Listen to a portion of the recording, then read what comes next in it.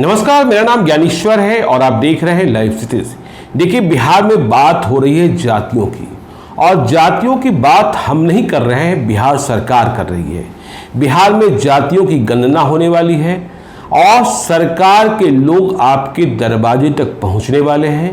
आपसे पूछेंगे कि आपकी जाति क्या है और आपकी उपजाति क्या है।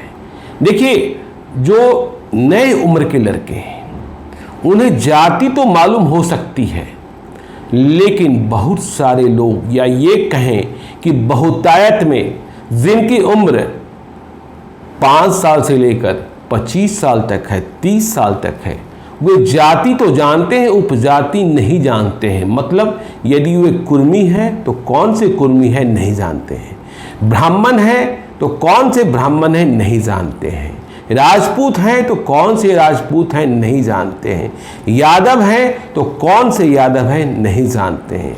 और वैसे लड़के जो बिहार से बाहर निकल गए, उन्हें तो इस बात का और भी पता नहीं है, या जिन्होंने ठीक से पढ़ लिया। खैर चलिए, जाति की बात हो रही है और कहा यह जा रहा है कि जब जातीय गणना होगी तो वे जातियां जिन्हें अब तक सत्ता में हिस्सेदारी नहीं मिली, उन्हें अपनी ताकत का अंदाजा होगा और वे सत्ता की हिस्सेदारी मांगेंगे। सत्ता की हिस्सेदारी लड़कर प्राप्त करेंगे। आर्थिक, सामाजिक, शैक्षिक सभी प्रकार की जानकारी प्राप्त करने की कोशिश की जा रही है। जातीय जनगणना के पक्ष में सरकार का अपना तर्क है। बहरहाल, हम आपको बताना ये चाहते हैं कि बिहार विधानसभा, आपको मालूम है कि बिहार विधानसभा के चुनाव से ही बिहार में सरकार बनती है।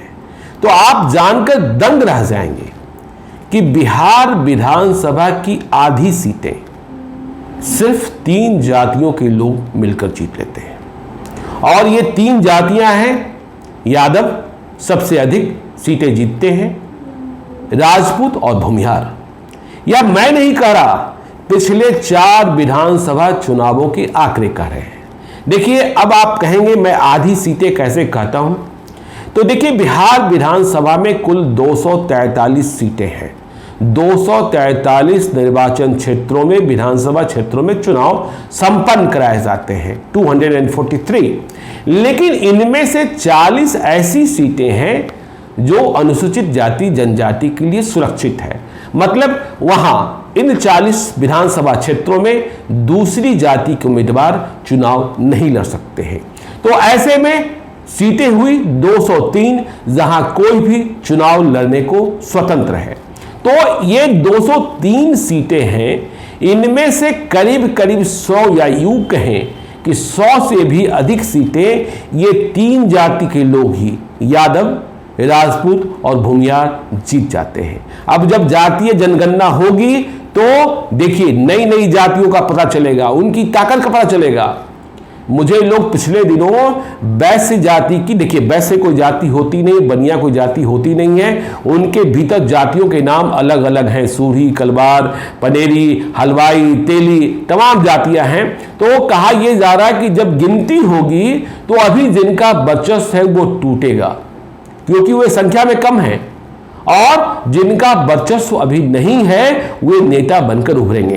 तो देखिए, 203 में आंकड़े क्या कहते हैं, 40 तो सुरक्षित। यदि हम 2020 के बिहार विधानसभा चुनाव की ही बात कर ले तो बिहार 2020 में 52 यादव जाति के विधायक बने, राजपूत 28 और भूमिहार 21।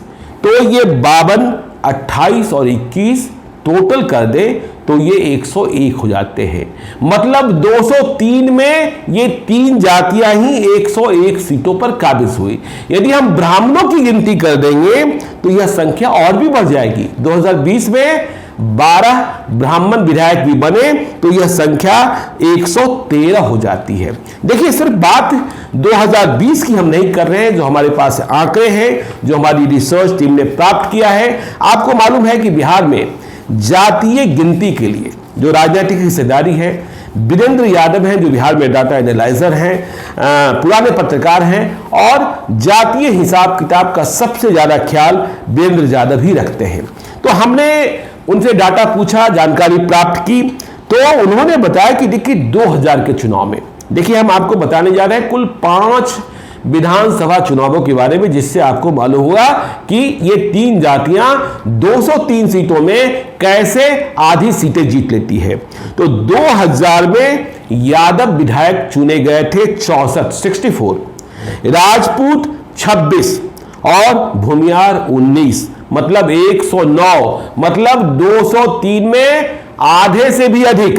2005 की बात करें, जब बिहार में सत्ता परिवर्तन हुआ, लालू यादव राबड़ी देवी की सत्ता उखड़ी, नीतीश कुमार की सत्ता बहाल हुई, तो ये जो परिणाम आया, यादव 2005 में 54 जीते 54 और राजपूत 23 जीते और भूमियार भी 23 जीते, मतलब राजपूत भूमियार बराबर बराबर 23 सीटें। तो 2005 में 54 यादव, 23 राजपूत, 23 भूमियार, कुल हुए 100। अब देखिए 2010 में 39 यादव जीते। देखिए 2010 का चुनाव ऐसा हुआ, आपको मालूम है कि 2010 में नीतीश कुमार के नाम की लहर चल रही थी, क्योंकि 2005 से 2010 का जो नीतीश कुमार का शासन रहा उसे गोल्डन एरा कहा जाता है। तो 2010 के बिहार विधानसभा चुनाव के समक्ष स्थिति यह थी कि जो मुसलमान थे, नीतीश कुमार का अलायंस बीजेपी के साथ था, फिर भी एनडीए अलायंस को, नीतीश कुमार के उम्मीदवारों को, बीजेपी के उम्मीदवारों को, नीतीश कुमार के चेहरे पर मुसलमानों ने भी वोट दे दिया था। तो 2010 में यादव विधायक घट गए, उनकी संख्या हो गई 39 और राजपूत जीत गए 34 और भूमियार जीत गए 26। तो ये संख्या हुई 99। तो ये 2015 में महागठबंधन लालू यादव का, नीतीश कुमार का और कांग्रेस का। तो देखिए 2010 में जो 39 यादव जीते थे वो 2015 में 61 हो गए और राजपूत जो 2010 में 34 जीते थे वो घटकर 2015 में 20 हो गए। भूमियार 2010 में जो 26 जीते थे वो घटकर 2015 में 18 हो गए। फिर भी 2015 में 61 यादव, 20 राजपूत, 18 भूमियार, कुल 99। सोच लीजिए 203 में 99 यही जीते। 2020 का हमने आपको बताया कि यादव 52। देखिए 2015 की तुलना में 2015 और 2020 के चुनाव में फर्क आया। 2015 में महागठबंधन मतलब लालू यादव, कांग्रेस और नीतीश कुमार, लेकिन 2020 में महागठबंधन दूसरे तरीके का बना और एनडीए के अलायंस में फिर से नीतीश कुमार थे, बिहार के मुख्यमंत्री थे। तो परिणाम यह हुआ कि जो 2015 में 61 यादव चुनाव जीते थे वो घटकर 2020 में 52 हो गए।